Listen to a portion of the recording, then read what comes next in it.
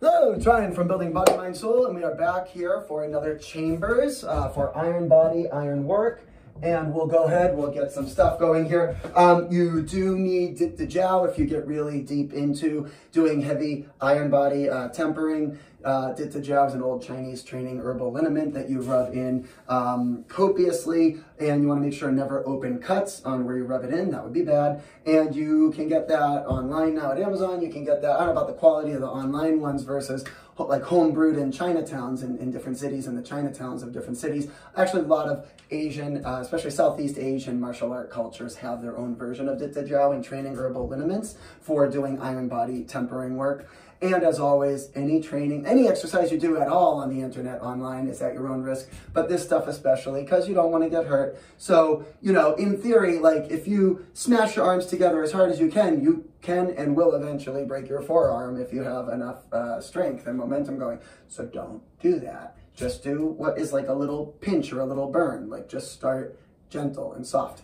And as always, if you're doing any kind of striking to the body, you need to make sure two things. You need to make sure that you are both breathing out, right? Because you would never breathe in when you take a strike. That don't make sense. So you'd breathe out, and you'd also tighten the area.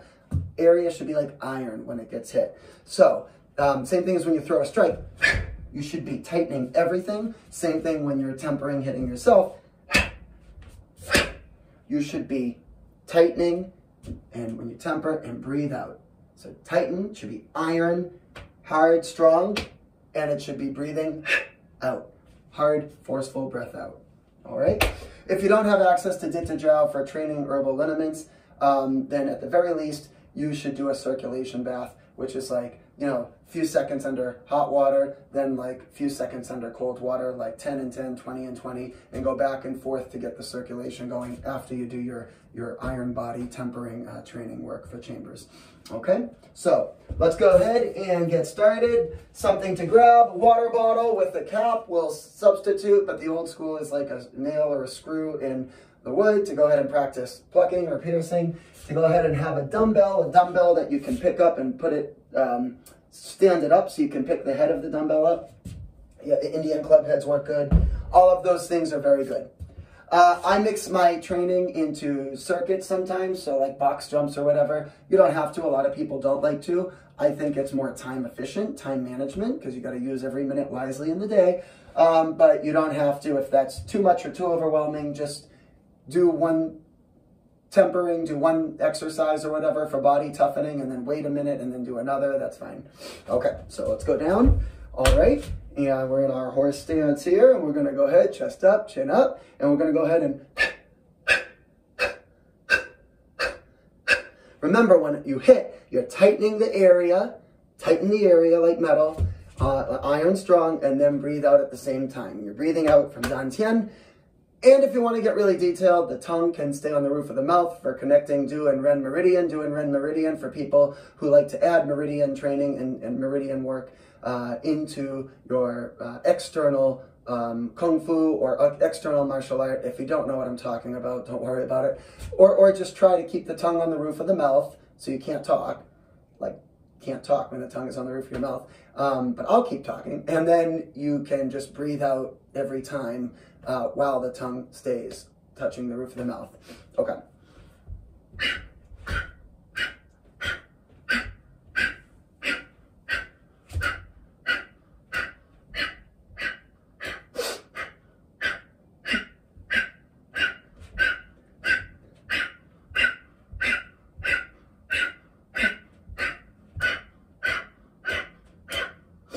Notice when I do it, I'm hitting the top. It's 360. Don't just favor one spot. For one, it will hurt more, right? You're just hitting the same spot.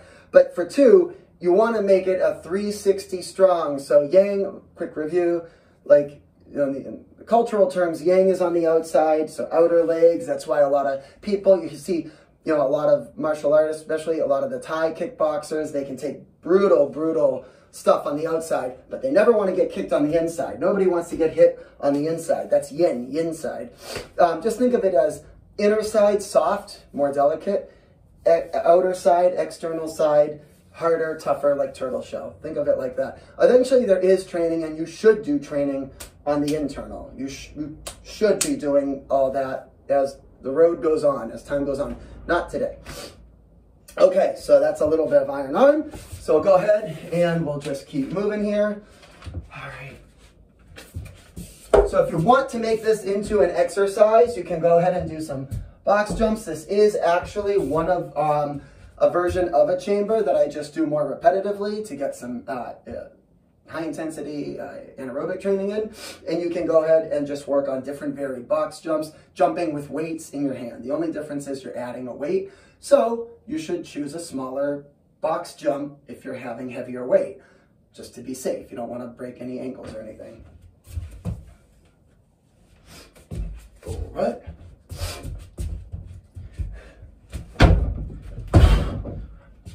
Okay. Before we do that, just realized one of our placer mats are under here. That would not be wise. All right. Yes, make sure your box jump is steady so you don't break an ankle. Okay.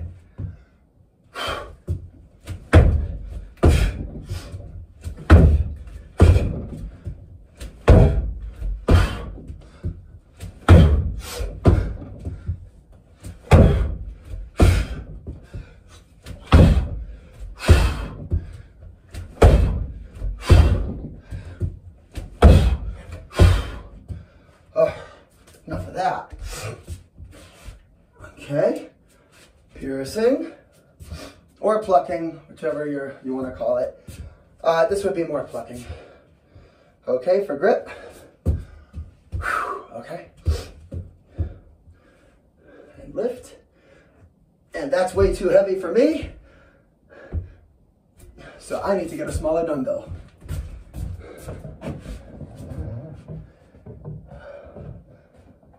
Let's see here. Here we go. Well, all right.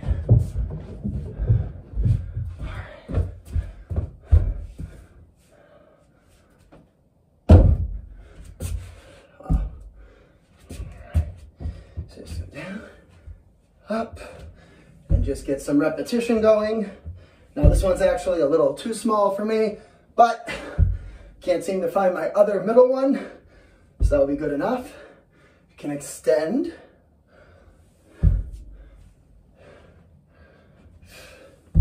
Same thing, tongue can be on the roof of the mouth.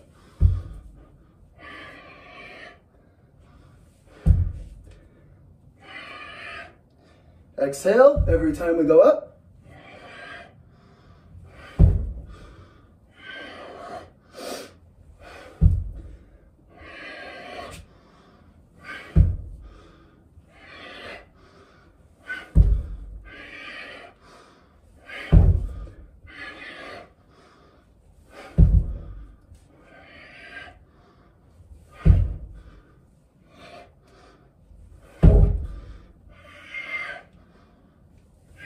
Good. All right. Again, if you want to do just continuous chambers, that's fine. I like to mix it up and get like other circuits in. So I will choose a side to side box jump.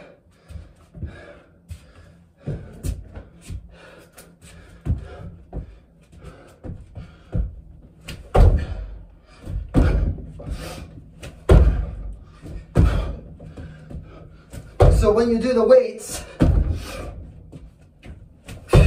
box jumps can be from all sides, front, back, side to side. Obviously, you need to be careful going side to side. Do it with no weights first.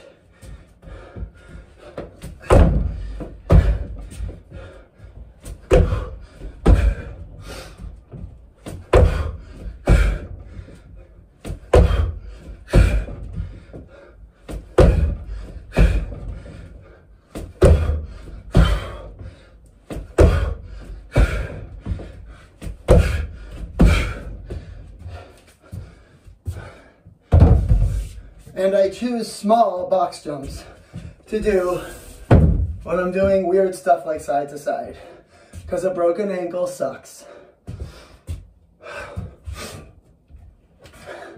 Your water bottle with the plastic cap. All right, can be in horse stance here.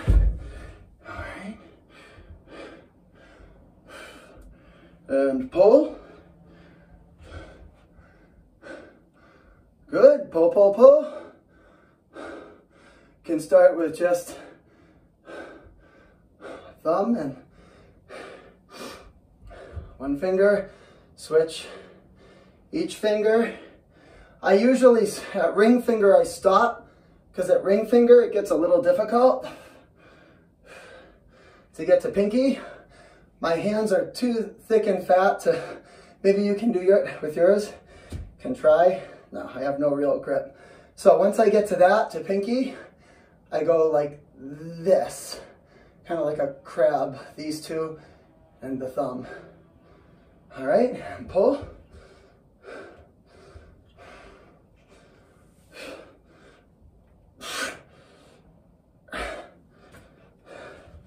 And again. And keep the tongue aloof of the mouth.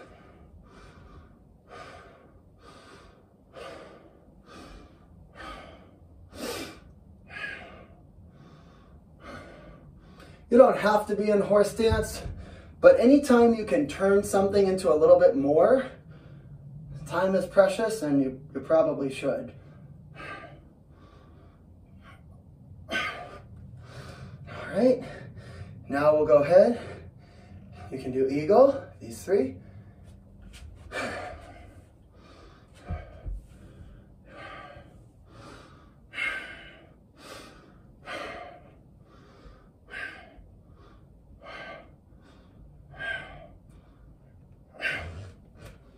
Shake it out.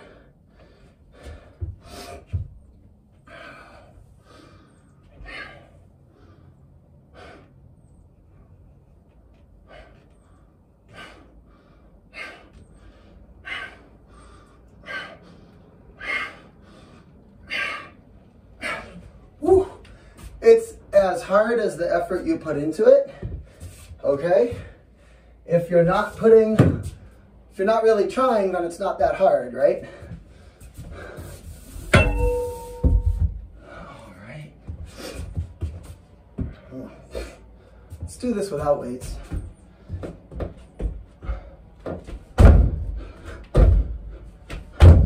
All right, get like a feel for whatever you do before you, I don't know, try a little.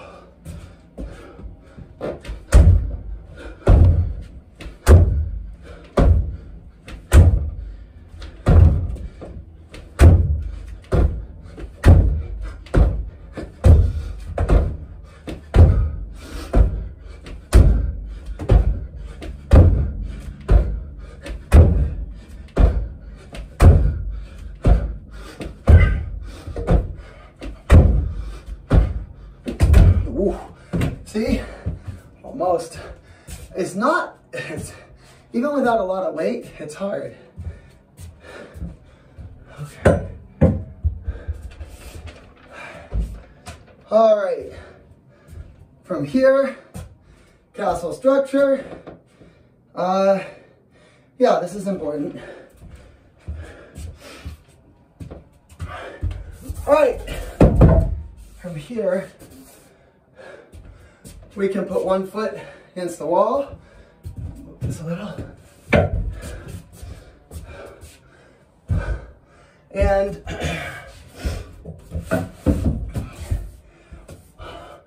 so start with both feet.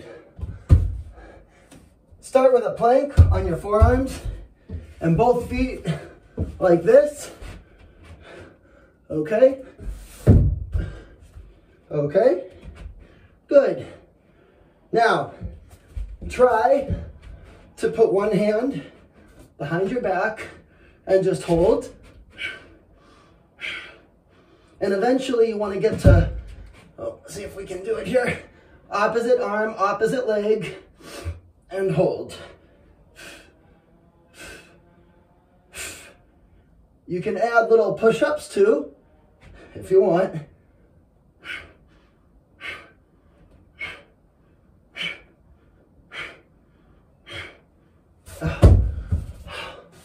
Shake it out. Walk it off. All right.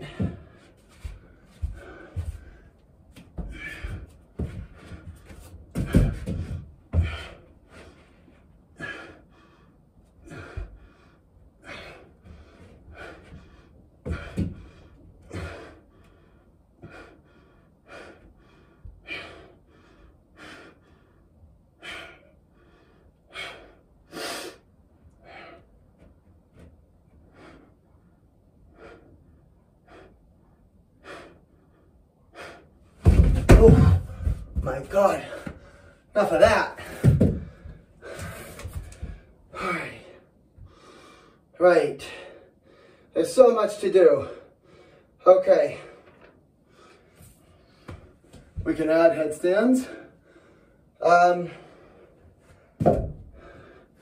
Don't do if you have neck or back problems, and don't do if you don't have somebody to like spot you, right? Right. Okay. You should do it with forearm. If you're someone who's like a yogi and you've done this a long time and you're comfortable doing a full, like a naked headstand, not naked, but naked meaning no support, we call just like a full headstand. I don't typically recommend that a lot. You can fuse, I think it's C5 and C6, or some people C6, C7, especially in athletes who do that kind of stuff. You can fuse two of the cervical spine vertebrae. You gotta be careful, so just don't do that. Be careful, and if you do it under somebody who's done it. But we'll start with forearm.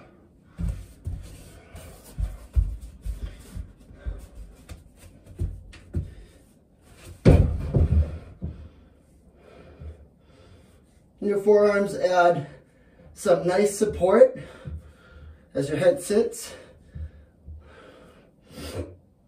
Just kind of chill, meditate. Try to invert the pelvis a little bit. Try not to be like this. All right. And if you're comfortable and you want to, and you've done it before, and you have somebody still spotting you, the full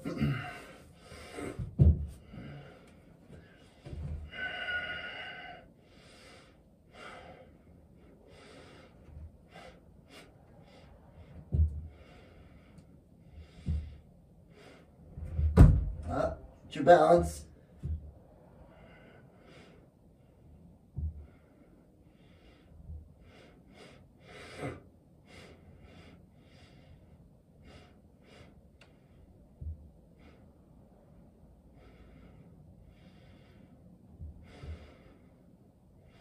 Still tongue on the roof of the mouth. Use your forearms.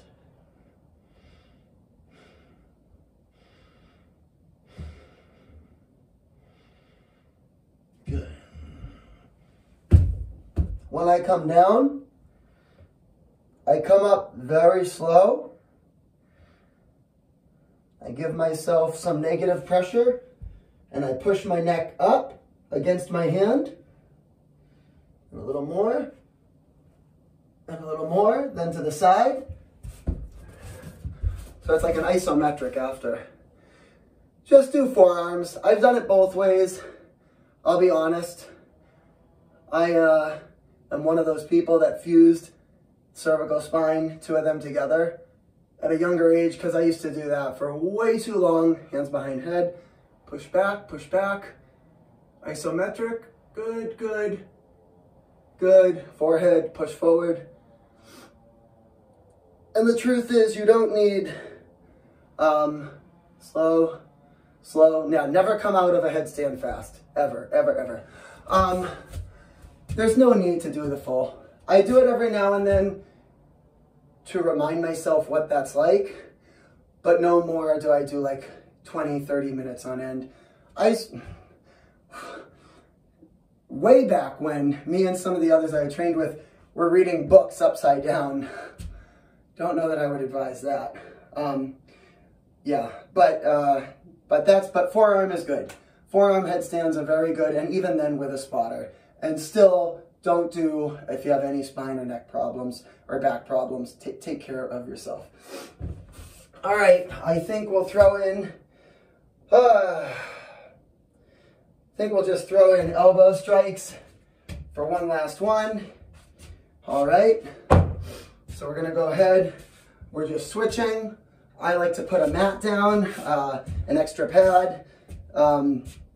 If you're on a hard floor, you definitely need to put something down so you don't hurt your elbows. And you'll see, we just switch. You can do it gentle, or you can make it into a snap, into a strike for this chamber. So if you want to go gentle, just think of it as like a hop.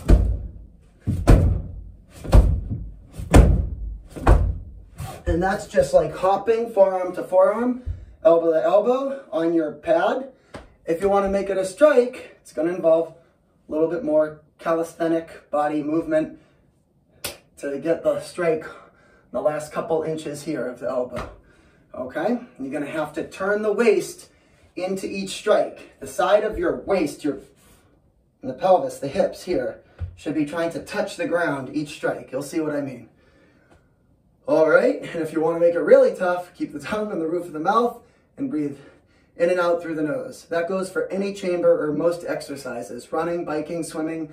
If you keep the tongue on the roof of the mouth and breathe in and out through the nose, nasal breathing, that will greatly increase quality of whatever aerobic or anaerobic exercise you're doing.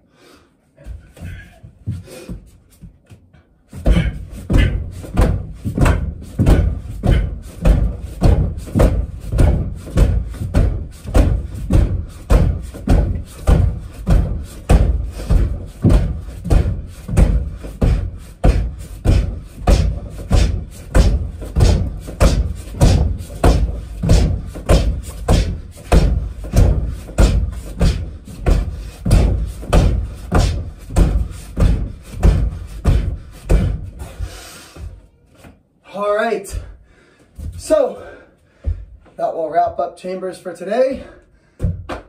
Have fun, be safe, use your mini-dojo or at least circulation bath.